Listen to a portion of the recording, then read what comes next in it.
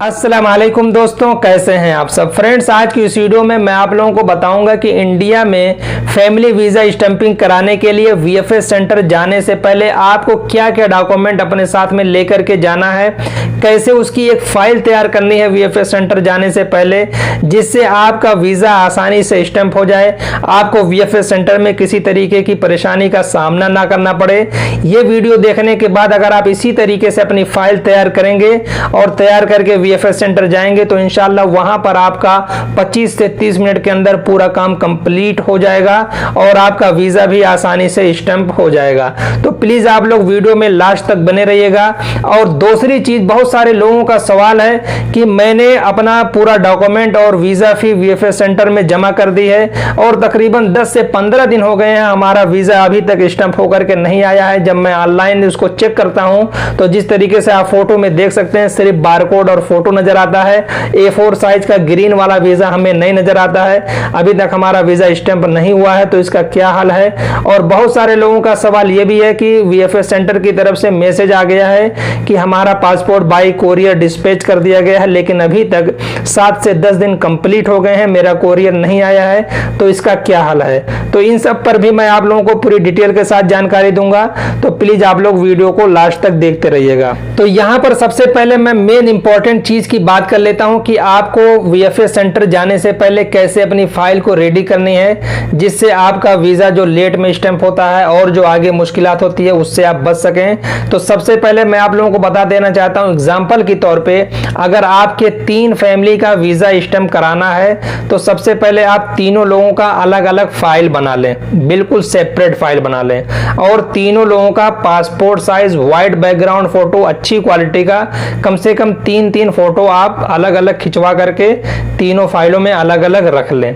इसके बाद में तीनों लोगों का पासपोर्ट तो ओरिजिनल साथ में लेकर के जाना ही है, और एक एक पासपोर्ट का फोटो फ्रंट और बैक दोनों करा करके आप तीनों फाइलों में अलग अलग रख लें।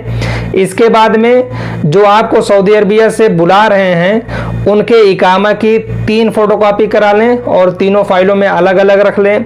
उनके पासपोर्ट के फ्रंट और बैक की 3 फोटोकॉपी करा लें और तीनों फाइलों में अलग अलग रख लें।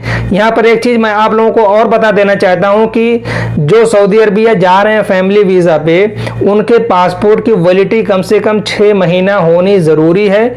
और अगर आपके पास ओल्ड पासपोर्ट कोई पुराना पासपोर्ट है तो उसको भी आपको साथ में लेकर के वीएफएस सेंटर जाना है, या अगर आपका पहला वाला पासपोर्ट खो गया है तो उसकी एफआईआर कॉपी भी आपको अपने साथ में वीएफएस सेंटर ले करके जाना है।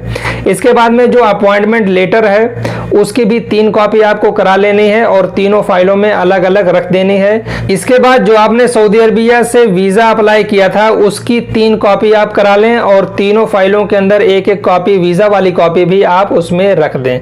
ये जो डॉक्यूमेंट्स के बारे में मैं आप लोगों को बताया हूं उसकी एक फाइल आप लोगों को तैयार कर लेनी है। जैसे कि मैं आपको शॉर्ट में एक दफा और बता देता हूं, इकामा, पासपोर्ट, आपका ओरिजिनल पासपोर्ट की कॉपी, ओरिजिनल पासपोर्ट तो साथ ही में लेकर के जाना है, white background passport size photo, appointment letter की कॉपी, वीजा की कॉपी जो सऊदी अरबिया से अप्लाई हुई है वो, इसकी एक फाइल आपको तैयार करके अपने साथ में लेकर के जाना है। अब इसके बाद बात कर लेते हैं रिलेशनशिप प्रूफ की। अगर वाइफ के पासपोर्ट पे हस्बैंड का नाम बिल्कुल सही लिखा हुआ है या हस्बैंड के पासपोर्ट पे वाइफ का नाम है या नहीं है, इससे कोई मतलब नहीं है।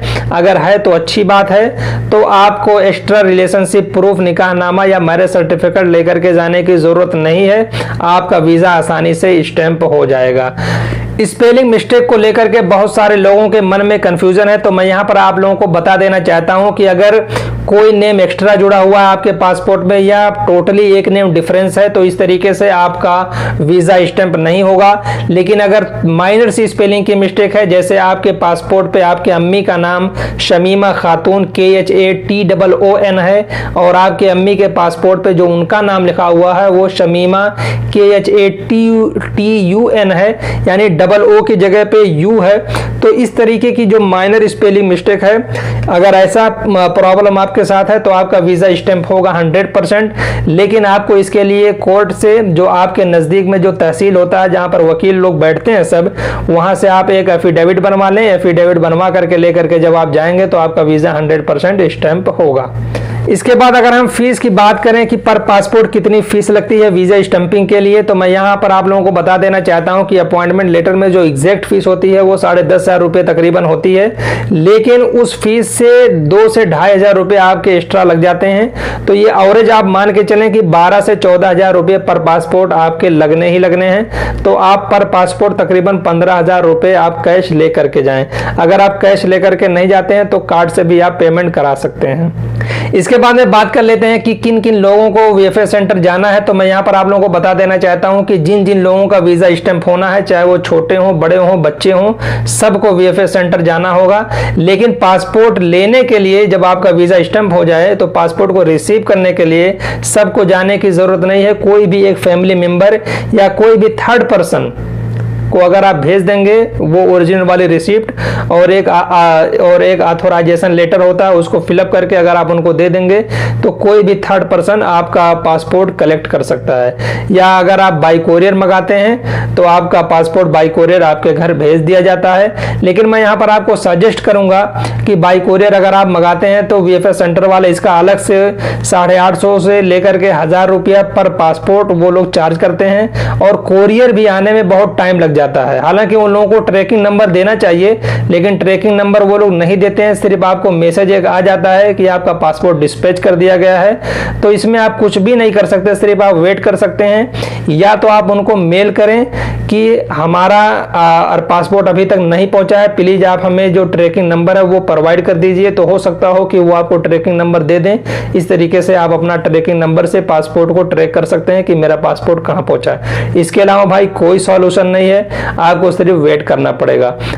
और इसके बाद बहुत सारे लोगों का सवाल है कि हमने वीएफएस सेंटर में जाकर के फीस, डॉक्यूमेंट पूरा सबमिट कर दिया है, लेकिन 10 से 15 दिन कंप्लीट हो गए हैं, हमारा वीजा भी ऑनलाइन नहीं शो कर रहा है। जब मैं ऑनलाइन चेक करता हूं तो उसमें सिर्फ दिखाता है एप्लीकेशन डेट या रिक्वेस्ट डेट और बारकोड और फोटो नजर आता है। तो भाई इसमें थर्ड पार्टी कुछ भी नहीं कर सकती। हम और कोई एजेंट या कोई ऑफिस वाला इसमें कुछ भी नहीं कर सकता। आपको या तो वीएफएस सेंटर जाकर के वहां पर पूछना पड़ेगा या उनको मेल करके आप पूछें कि क्या प्रॉब्लम है, क्यों नहीं हमारा वीजा स्टैंप हो रहा है। इसका यही हल है।